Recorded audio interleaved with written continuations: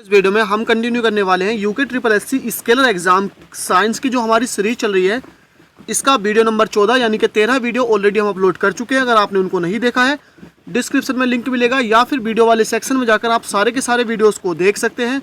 तो आज के वीडियो में हम डिस्कस करने वाले हैं साबुन और अपमार्जक, यानी जो टॉपिक आपके सिलेबस में दे रखा साबुन और अपमार्जक।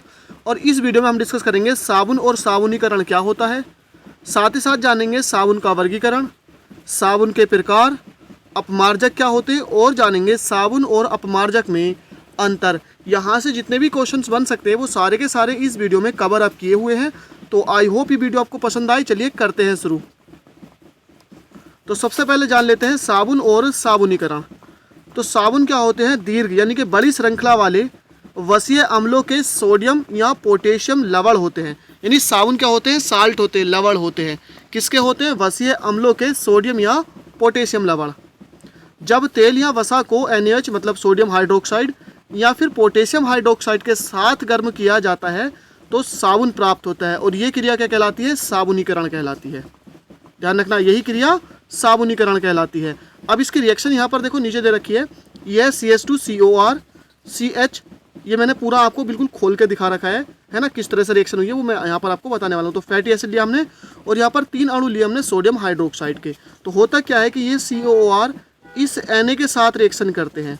तो यहाँ से क्या बनता है, NaCOR NaCOR और NaCOR NaCOR। तो यहाँ पर NaCOR, तो यहाँ पर क्या बन जाता है, 3RCOONa, ये सूत्र बन जाता है, यानी 3RCOONa। और यही क्या होता है, साबुन का सूत्र होता है। और साथ में जो बचता है ग्लाइसरॉल बचता है, जिसे ग्लिसरीन भी कहते हैं। एग्जाम्पल यहाँ पर आप देख सकते हैं, सोडियम स्टेरेट, ये एग्जाम्पल में आपको साबुन के मिल सकता है, C17H35COONa, C17H35COONa यानी सोडियम स्टेरेट। नेक्स्ट बात करते हैं साबुन के वर्गीकरण की, यानी क्लासिफिकेशन ऑफ सोप। तो ये साबुन 4 प्रकार के होते हैं। सबसे पहला होता है प्रसाधन साबुन, जो हम हाथ वगैरह धोने में यानी टॉयलेट्स वगैरह के लिए जो यूज किए जाते हैं। यह सबसे उत्तम साबुन होता है, सबसे उत्तम, सबसे बेस्ट क्वालिटी का। यह उत्तम वसा या तेल से बनाया जाता है। इसमें रंजक यानी कि कलर जो होते हैं उसको रंजक कहते हैं, और ऐसे पदार्थ जो कलर को निकाल देते हैं उसको व्यंजक कहते हैं। इत्र आदि भी मिलाए जाते हैं, इत्र जो है स्मेल के लिए इसमें मिलाए जाते हैं। आगे है पारदर्शी साबुन। पारदर्शी आपने देखा होगा, एक साबुन आता है पियर्स करके, वो पारदर्शी होता है, उस प्रकार के साबुन। तो इस साबुन को C2H5OH यानी कि इथाइल एल्कोहल में घोलकर फिर विलायक के आधिक्य को वाष्पित किया जाता है। यानी पहले साबुन को इसमें घोल दिया जाता है, उसके बाद क्या होता है, जो विलायक बचता है फालतू उसको वाष्पित कर दिया जाता है। उसके बाद है औषध साबुन, जैसे आपका डेटोल होता है, सेवलॉन के जो साबुन आते हैं ये औषध साबुन होते हैं।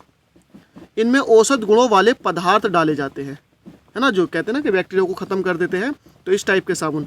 उसके बाद है धुलाई साबुन, ये वो साबुन होते हैं जो कपड़े वगैरह के धोने के लिए यूज़ होते हैं।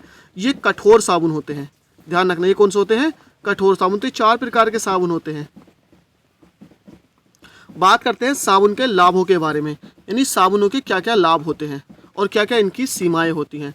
तो साबुन सूक्ष्म जीवों द्वारा पूर्णतः अपघटित हो जाती है, यानी जो बैक्टीरिया होते हैं इनको पूरी तरह से अपघटित कर देते हैं, इसलिए साबुन जल प्रदूषण उत्पन्न नहीं करते हैं। ध्यान रखना है, अगर ये सूक्ष्म जीवों द्वारा, बैक्टीरिया द्वारा अपघटित नहीं होते तो ये जल प्रदूषण करते। अभी क्या है, जल प्रदूषण नहीं करते, क्यों, क्योंकि इनको जो बैक्टीरिया होते हैं अपघटित कर देते हैं, डिकम्पोज कर देते हैं। साबुन को कठोर जल तथा अम्लीय विलयन में प्रयुक्त नहीं किया जा सकता है। होता है कि कठोर जल में जो कैल्शियम और मैग्नीशियम के यानी कार्बोनेट और सल्फेट की अशुद्धियाँ होती हैं, उनके कारण ही उसमें झाग नहीं कर पाता है, और झाग नहीं करने की वजह से क्या होता है, इसको वहाँ पर यूज़ नहीं कर सकते हैं। तो उसके लिए क्या यूज किया जाता है, अपमार्जक, जिसे डिटर्जेंट कहते हैं, जो सर्फ वगैरह आते हैं, सर्फ डिटर्जेंट, उनका यूज किया जाता है। तो अब बात करते हैं अपमार्जक के बारे में। साबुन के विपरीत अपमार्जक का उपयोग कठोर और मृदु दोनों प्रकार के जल में किया जा सकता है, इसलिए इनका प्रयोग अधिक होता है।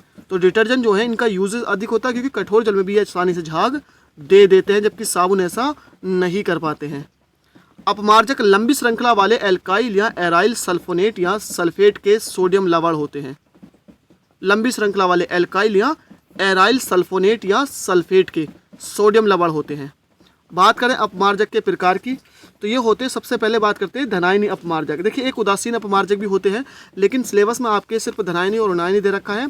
तो धनायनी अपमार्जक, ये एग्जाम्पल यहाँ पर मैंने आपको दिया है, तो होता है सेटिल ट्राईमेथिल अमोनियम ब्रोमाइड। इसका नाम आपने ध्यान रखना है एग्जाम्पल में, यानी एग्जाम में आपसे पूछा जा सकता है कि निम्नलिखित में से कौन सा एक धनायनी अपमार्जक है, तो सेटिल ट्राईमेथिल अमोनियम ब्रोमाइड। बात करें ऋणायनी अपमार्जक की, तो ये होते हैं सोडियम एल्काइल सल्फेट या सोडियम डोडे सल्फेट यानी डोडेसिल सल्फेट और सोडियम लोरिल सल्फेट। ये तीनों के तीनों क्या हैं, ऋणायनी अपमार्जक हैं। अब बात करते हैं अपमार्जक तथा प्रदूषण। जैसे साबुन प्रदूषण नहीं करते, क्यों? क्योंकि वो डिकम्पोज हो जाते हैं बैक्टीरिया द्वारा। जिन अपमार्जकों की हाइड्रोकार्बन श्रृंखला की शाखाएं उपस्थित होती हैं, यानी जिन अपमार्जकों में क्या होती है, हाइड्रोकार्बन इसमें कार्बन और हाइड्रोजन होते हैं, इसकी श्रृंखलाएं उपस्थित होती हैं, वे अनअपघटे होते हैं, मतलब ये डिकम्पोज नहीं हो पाते और इसलिए जल प्रदूषण करते हैं। इन्हें क्या कहते हैं, कठोर अपमार्जक भी कहते हैं। तो ये ध्यान रखना है, अभी जो डिटर्जेंट यूज होते हैं वो ऐसे होते हैं जिससे कि वो डिकम्पोज हो जाएं, उनमें कार्बन की श्रृंखलाओं को छोटा रखा जाता है और उन्हीं का यूसेज आजकल ज़्यादा हो रहा है जिससे कि वो डिकम्पोज हो, जल प्रदूषण नहीं कर पाएँ। एग्जाम्पल है सोडियम बेंजीन सल्फोनेट। अब बात करते हैं साबुन और अपमार्जक में अंतर, यानी इसमें क्या क्या अंतर होता है। तो पहला देखिए हमने लिख रखा है यहाँ पर साबुन और यहाँ पर है अपमार्जक। तो पहला जो अंतर होता है, ये लंबी श्रृंखला वाले कार्बोक्सिलिक एसिड के सोडियम लवण होते हैं।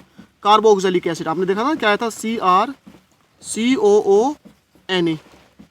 तो ये जो COONA होते हैं, ये कार्बोक्सिलिक अम्ल के सोडियम लवण होते हैं।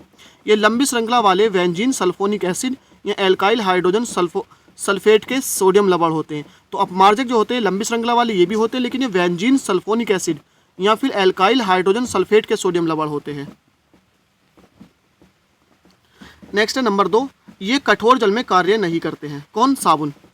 बताया था कैल्शियम और मैग्नीशियम की जो सल्फेट और कार्बोनेट की अशुद्धि होती है उसके कारण ये कार्य नहीं करते, और ये कठोर जल में भी कार्य करते हैं, डिटर्जेंट यानी कि अपमार्जक। इन्हें वनस्पति तेल या जंतु वसा से बनाया जाता है, जबकि इन्हें क्या है, पेट्रोलियम के हाइड्रोकार्बन से बनाया जाता है।